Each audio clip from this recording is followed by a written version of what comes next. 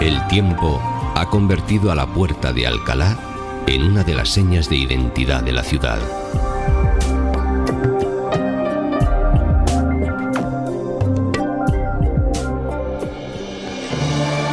Queremos volver a la Ciudad Verde, materializada en el más popular y castizo de los parques madrileños, el Retiro.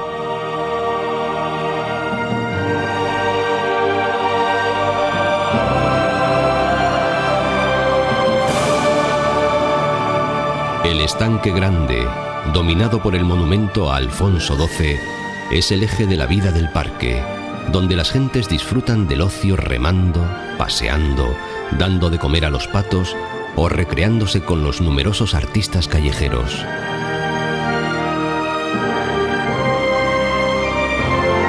Las 119 hectáreas del parque y sus más de 15.000 árboles suponen un auténtico pulmón natural en pleno centro de la ciudad.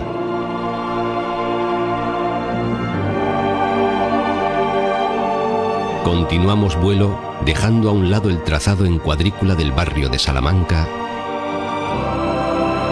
hasta toparnos con una descomunal estructura de más de 200 metros de altura. Es Torre España, la moderna atalaya de comunicaciones erigida para el Mundial de Fútbol del 82 y que los madrileños han bautizado castizamente como el Pirulí. Cercano, el coso taurino más relevante del mundo, la Monumental de las Ventas, Catedral del Toreo.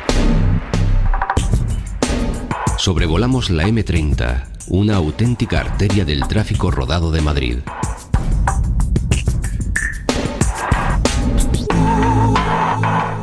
Y cruzándola, contemplamos un poco sobrecogidos la gran necrópolis madrileña, el inmenso cementerio de la Almudena. Volvemos a la Puerta de Alcalá para penetrar por la calle Serrano en lo que fue el primer ensanche planificado de Madrid, el barrio de Salamanca. Hace casi 150 años, el marqués de Salamanca promovió la construcción de estas manzanas cuadriculadas con amplias avenidas y hermosos edificios proporcionados.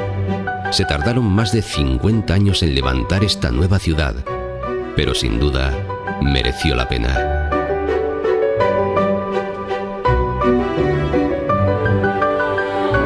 Las ordenadas manzanas nos llevan hasta la Plaza de Colón.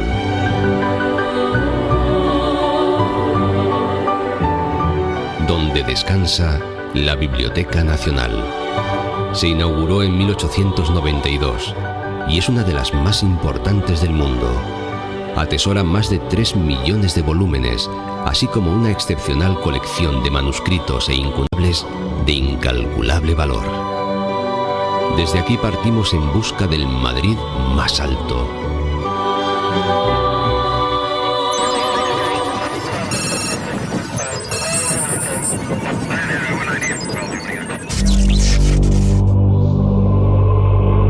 A lo largo del eje de la Castellana se alinean los más modernos rascacielos de Madrid. Para penetrar por el norte en este espacio financiero y administrativo hay que traspasar la Puerta de Europa. Estas dos colosales torres inclinadas de 120 metros de altura y 23 plantas.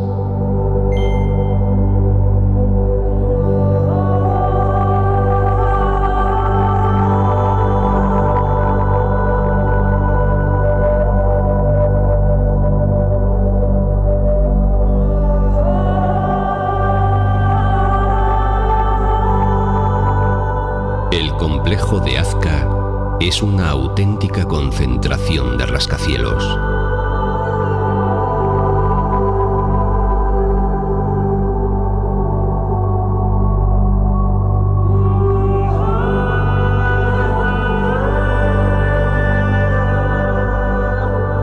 El vértigo se apodera de nosotros entre estas esbeltas construcciones de acero, hormigón y cristal.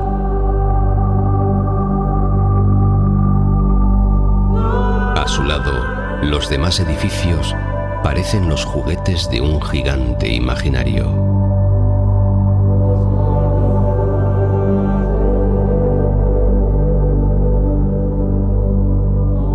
casi nos cuesta trabajo remontar la Torre Picasso. Este es el edificio más alto de Madrid y uno de los más elevados de Europa. Sus 46 plantas alcanzan los 150 metros de altura.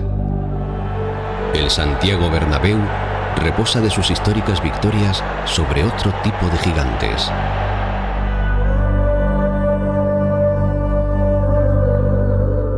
La ciudad deportiva del equipo blanco también es historia.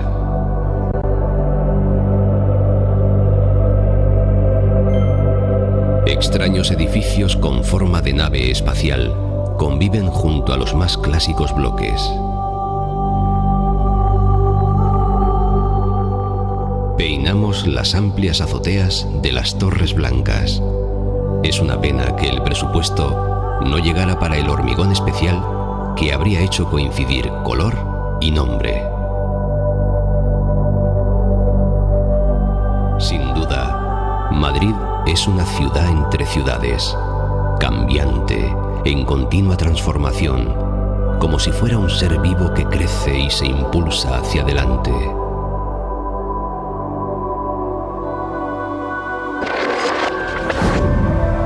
Aunque nuestro tiempo es bien diferente al de la ciudad.